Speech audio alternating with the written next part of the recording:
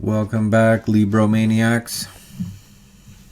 Okay, not sure what a Libromaniac is when it's at home. And damn, my dude, that sigh there. Someone is just not ready for today, are they? I can't blame you. If I was about to say something so silly I ended up being featured in a Sir Sick video, I would be pretty done with everything too.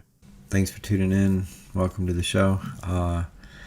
Today we're going to be talking about the Big Bang Theory. The Big Bang Theory? Awesome! I love me a bit of science and the interesting things we can learn about the universe. Like, did you know that many insects can taste things by using their feet? Lucky bastards. When I stand in other people's food, all that happens to me is what the judge described as technically illegal but completely deserved. Case dismissed. And is it dead? Is it past its expiration date?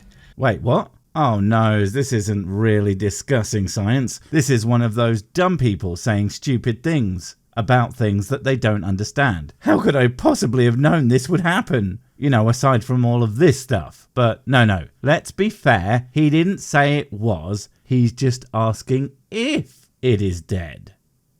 Is it floating upside down in the river?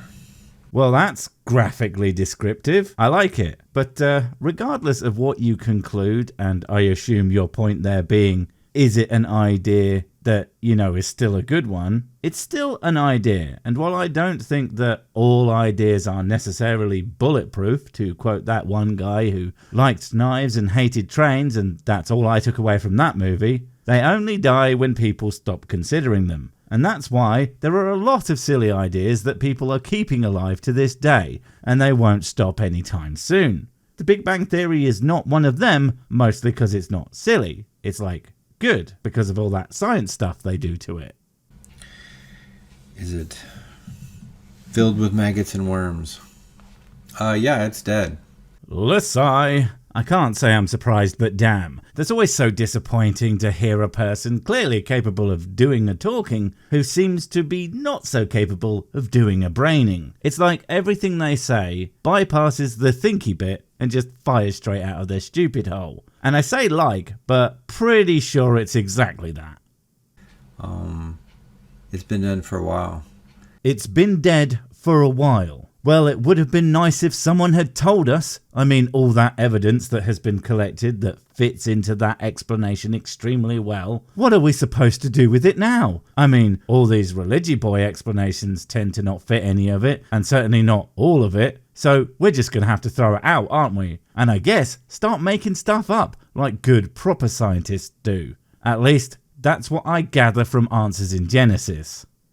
Unfortunately, nobody noticed its passing. So nobody noticed that a very well researched, evidenced and understood idea that explains the expansion of the universe in a way that stands up to reason and also fits our current evidence pretty damn solidly and is changed to fit that evidence as closely as possible when it needs to, had died. Well, I suppose they wouldn't have noticed, would they? Mostly because it fucking hasn't. Because we don't have a successor to it.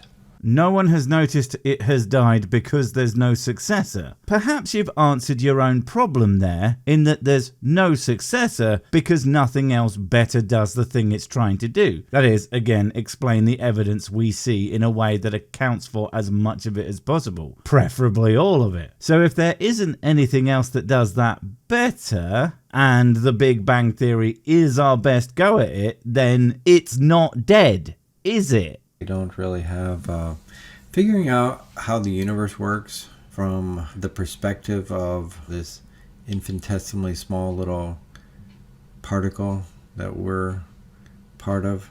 Wait, so you seem to have an issue with the fact that humans are small when compared to the size of the universe. That somehow size has any impact on one's ability to assess data correctly using the scientific method.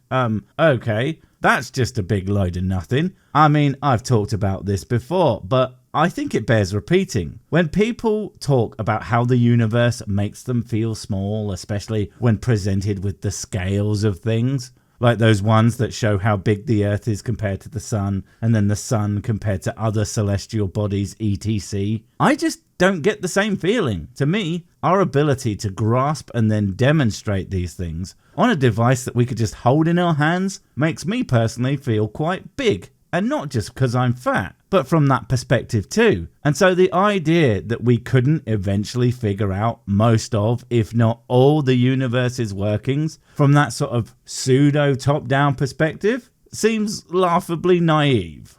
Is hard, is unimaginably hard. And just like my penis. I mean, it's been weeks. I think I ought to see a doctor. But it does make a very convenient coat rack. So what are you going to do? And yeah, from the perspective of Earth outwards into the vast universe, figuring things out is and has been quite difficult, which is why it's so fucking remarkable that we have learned so much. But it has taken some of the greatest minds we have ever had to get the ball rolling, and some tremendous technological advancements to get to the point where we have today. But we did.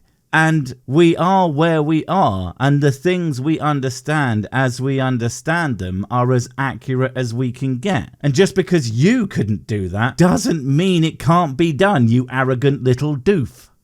There's not a lot of, like when we're looking at the inner workings of the universe, when we're looking around, there's only basic general data we can gather.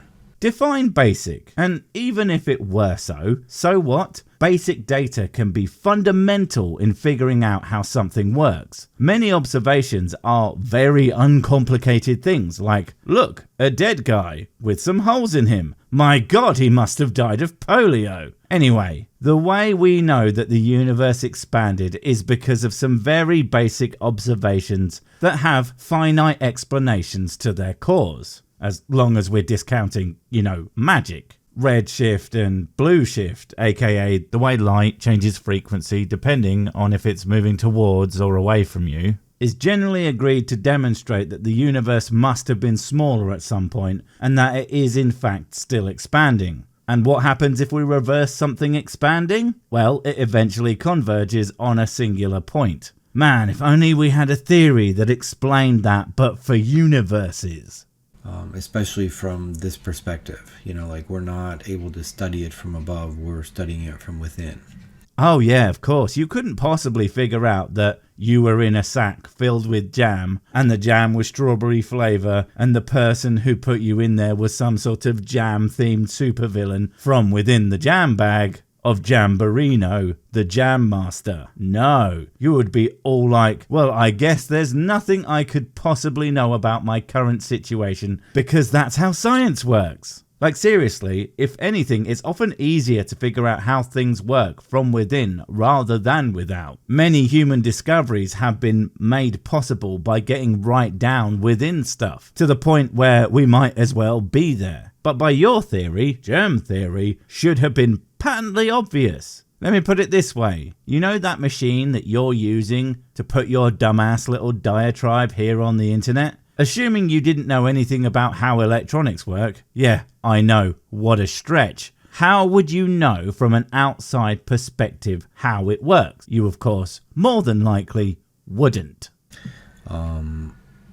So it shouldn't be a surprise that it's hard to figure out how the universe works. Christ, this guy reminds me of a certain someone with his ums and his painfully long pauses that you guys are completely unaware of because in my infinite glory I've been cutting them out and making it sound like he actually knew what the hell he wanted to say or what he was doing. That's right, he sounds just like Hans Wormhat, only less completely spine-shatteringly insane and more just intellectually devoid. Or the same amount of intellectually devoid, seeing as Hans is a master of all things stupid. But yeah, it was hard to figure out how the universe works. But for a large part, we have figured a lot out. So your claim of the Big Bang Theory being dead, well, if there's anything truly difficult to discern, it's how the hell you came to that conclusion. Because if I were a betting boy, I would guess that you don't really know either. Even if you think you have a reason. The Big Bang Theory is an attempt to explain how the universe works, but it apparently has a fatal flaw. And let me...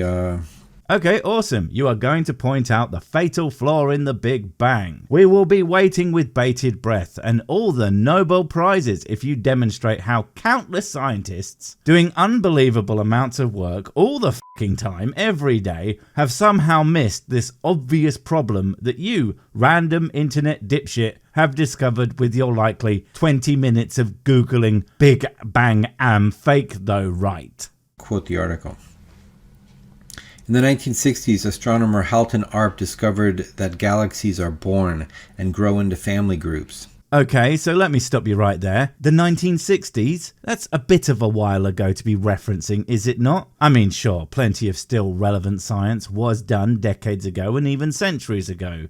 But it almost always is just a starting point that is then expanded upon. Unless, of course, it isn't, which in the case of something that apparently refuted the old Big Bang boys decades ago, well, I think someone might have noticed.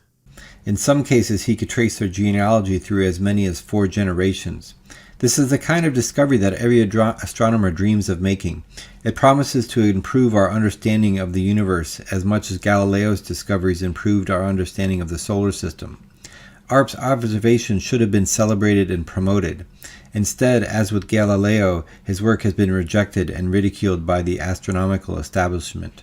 Right, so I let that play out because, my God, what a bunch of nothing mixed with classic conspiracy theory nonsense. And before anything else, I just wanted to let you know that this article comes from this thing. I want to call it a magazine, but that's a disservice to magazines. And not to poison the well, but yeah, my God. And now, I don't know about this genealogy claim, but that's not what the guy's really known for, which we will get to, I am certain. I couldn't find it, but seeing as I can't, I'm assuming it was bunk, or mostly bunk, or superseded by a more competent idea. Whatever. But the simple fact is, if something is not accepted by science in general, it isn't simply dismissed out of hand. It is scrutinized in peer review. If it stands to reason and stacks up to evidence without failing, it is accepted. But every time with your sort, you trot out Galileo like it's some sort of trump card against the scientific consensus. But frankly, in his time, Galileo was the scientific consensus, at least on the things he studied, fighting against people who believed things because my book said so. That is not remotely comparable to someone being wrong at a bunch of people who really like it when they're actually correct. In his review of Arp's book, Quasars, Redshift, and Controversies, the astronomer Geoffrey Burbridge described what happened to Arp after this discovery. Okay, so his book, published in 1987, so 20 years after the other thing he did, that again is not the reason why the guy is dismissed when it comes to his idea about the Big Bang. He is dismissed, and get this right, because he was wrong. And as all scientists who have a pet theory but can't get published because of how wrong it is, do, he wrote a fucking book. And then dipshits came along, thought to themselves, that sounds good because me don't understand the sci boys, and then gained basically a cult following among idiots. Quote, Arp's ranking in the Association of Astronomy Professionals plunged from within the first 20 to below 200. Are you trying to tell me that if a well-renowned scientist who has done good work in the past one day seems to lose their goddamn mind and become completely incapable to see the flaws in their own ideas, whilst constantly touting them and telling everyone who will listen that all their former colleagues and likely friends are all actually evil and conspiring to stop their great work that's definitely accurate and not fundamentally flawed, that they might lose face within that community and be considered as someone who is no longer to be taken all that seriously? Shonking, sir. Completely shonking. As he continued to claim that not all galaxy redshifts were due to the expansion of the universe, his ranking dropped further.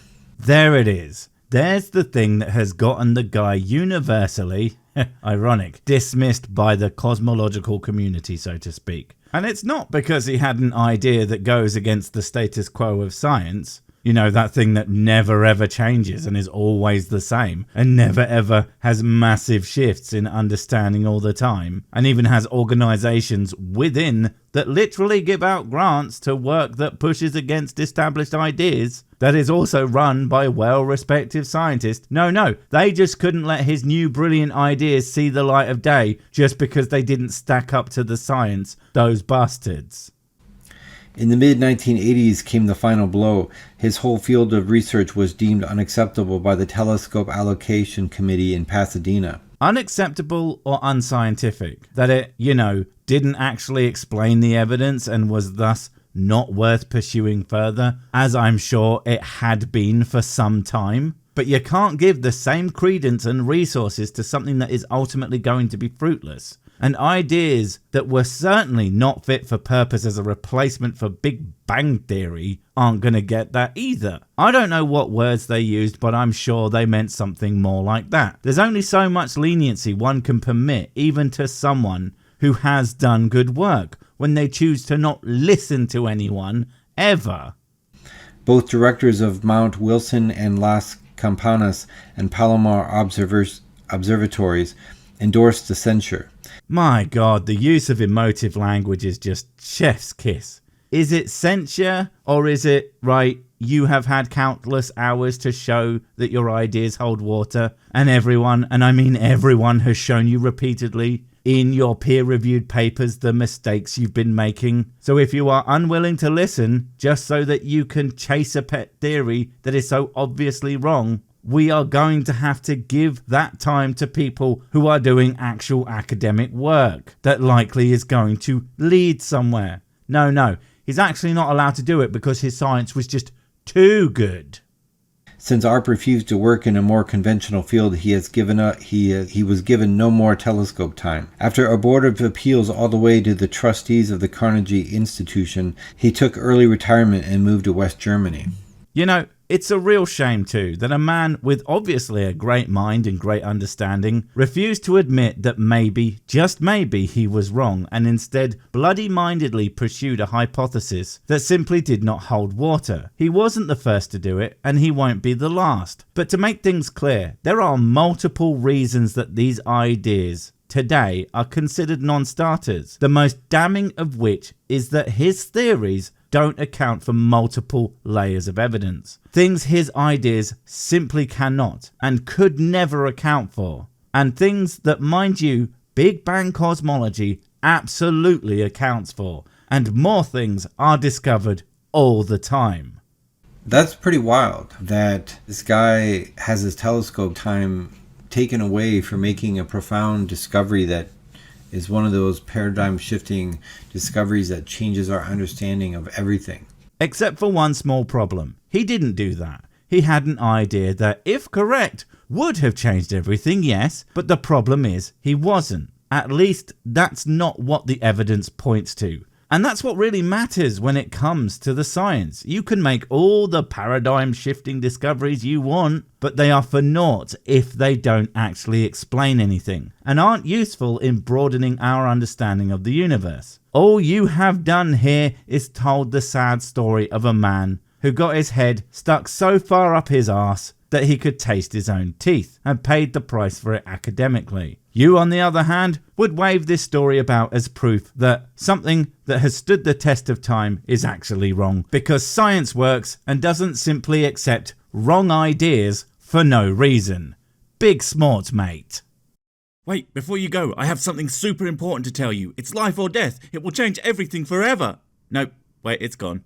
Oh well, probably wasn't important. But while I have you, don't forget to comment, subscribe and notify. And if you want more of my smexy voice, check out Mrs. Six's channel Spoonstaff Stories, where I narrate and voice all the videos, and she does the work. And if you want to support the channel, check out the merch store for cool t-shirts, or check out Patreon, memberships and PayPal to support directly. Finally, follow me on the medias of social to get completely pointless guff and to keep up on the latest releases. Oh, I just remembered what I was going to tell you. Whatever you do, don't touch the